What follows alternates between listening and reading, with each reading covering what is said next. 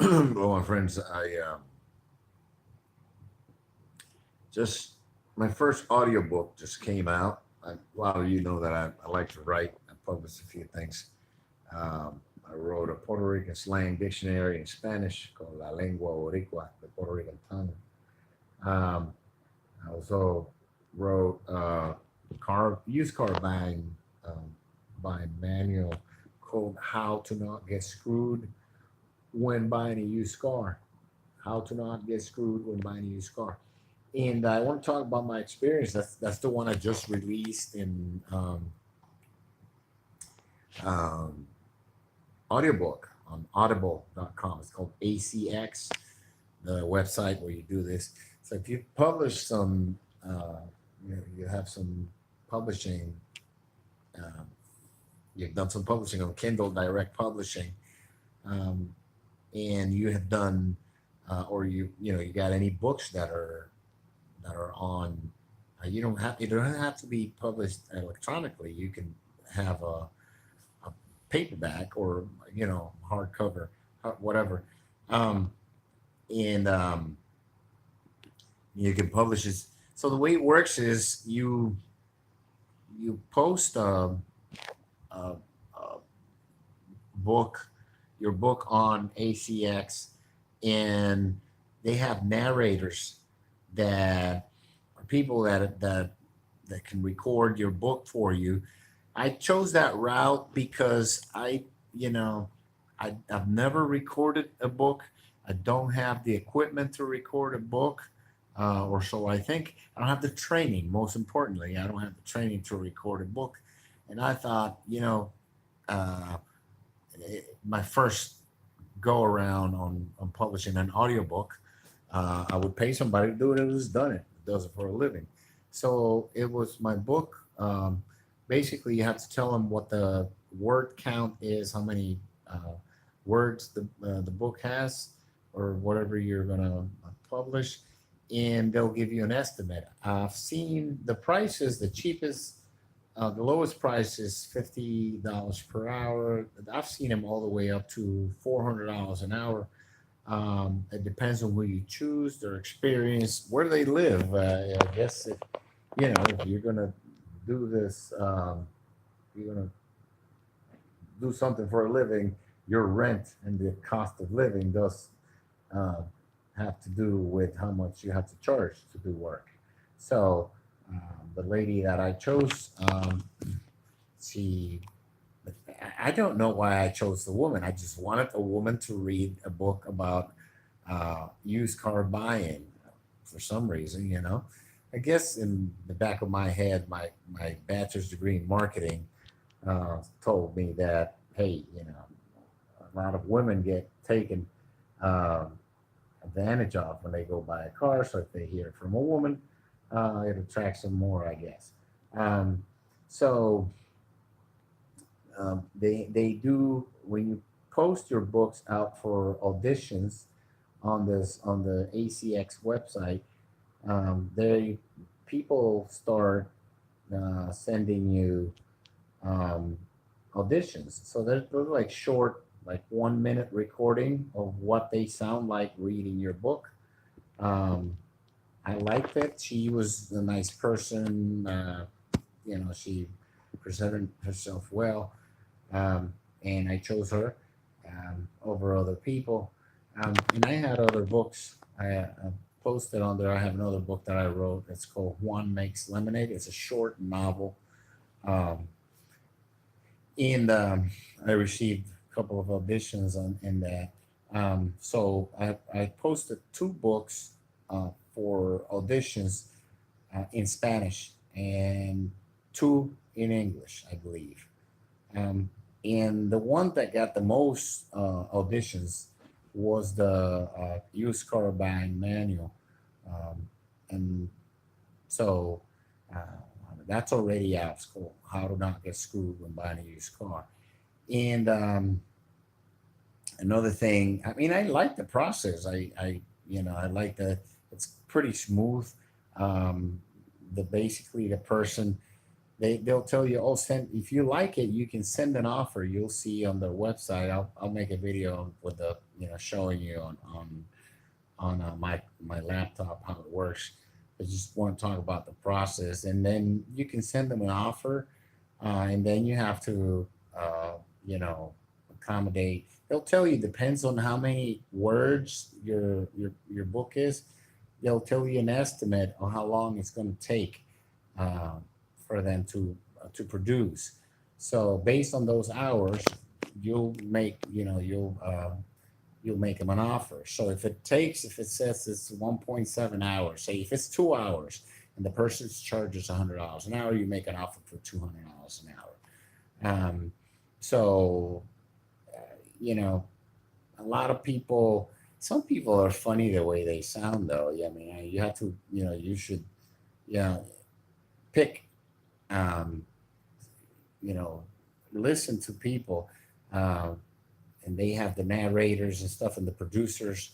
They have a list of people, and you just choose which language you want to, um, you know, to people to read your book on, and then you start listening to people, and make sure you listen to it, because some people, like, I mean, there's some women on there that they specialize in reading like erotic stuff, and but if you if you hire them, I'm sure they can change their voice, but I mean, if that's what they specialize on, when it's, stick that spark plug in there, yeah, give it to it, something like, I don't know if they read like that, but they sound like it's like, no, I'm not gonna choose, because I started listening to some of these people reading their erotic stuff. And it's like, okay, we're not gonna choose that, for at least for this, for used car buying manual. So make sure you listen to the person. They have a lot of people in English, um, but in Spanish they have a lot of people too, but not they. What I notice is that not all. I don't know if it's because they're really busy, because they don't have enough of them, or whatever. Um, but it takes.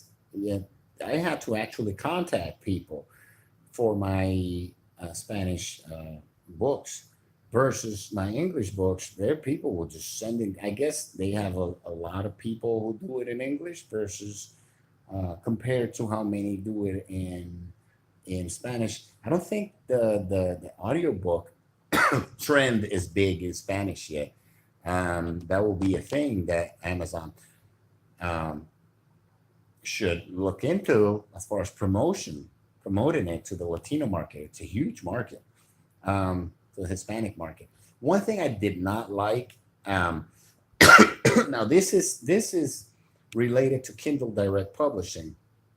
I did not like what Kindle Direct Publishing is. I think it's flat out racist. And I'm not, I'm not playing the race card. I think it is flat out racist and discriminatory. Their advertising policies. For example, I have my Puerto Rican slang book is in Spanish, and I wanted to do an advertising campaign, and I kept getting rejected because they wanted some type of disclaimer or something in English saying that this is a Spanish version. Okay, the book is in Spanish. Of course, it's the Spanish version. What the lady, and the lady, the people who, I told them, it's like, they wanted the title. If the title is in Spanish, they don't want to sell it in an English speaking market. But that's the problem.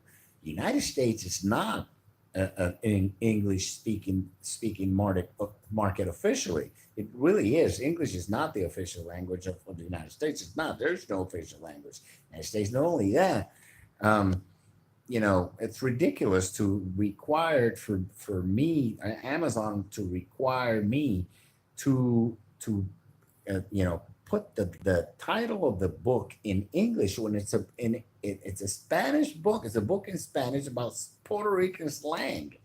And now they're not letting me advertise in Spanish in they're saying that, since it's, they're actually saying, um, that the United States is a Spanish speaking, or the official language.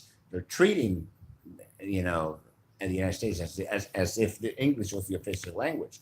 For instance, they say that if you can't advertise a book in French, it's written in French in Germany. Bullshit. There's a shitload of people who speak French in Germany and vice versa, German in France.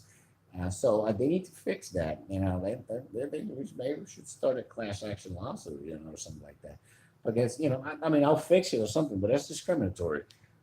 So just that was the only thing because I wanted to advertise the on my electronic version, my Kindle version of the Puerto Rican slang dictionary because I'm going to come out. I'm already doing.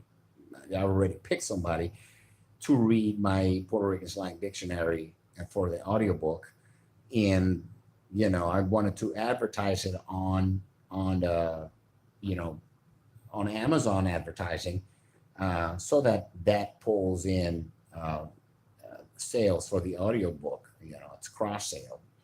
So, but you know, it's just ridiculous the way they set it up. And there's like, yeah, you know, you have to. It has to be titled in English or whatever.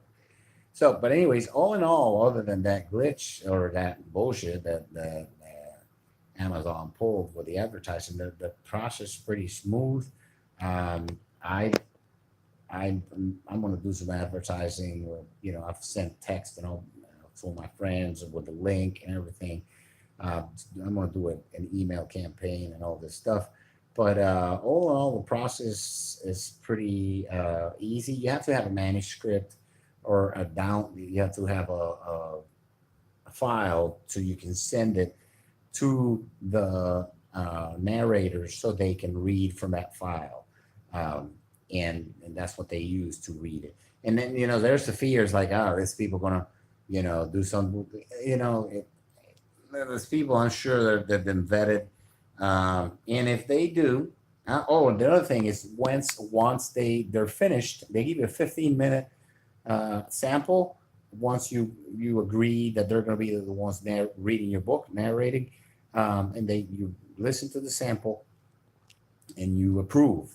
And once everything if they're finished, they send you everything for approval, and then you know you go into like if you have chapters, they'll read it by chapter, and you listen to each chapter and you approve it.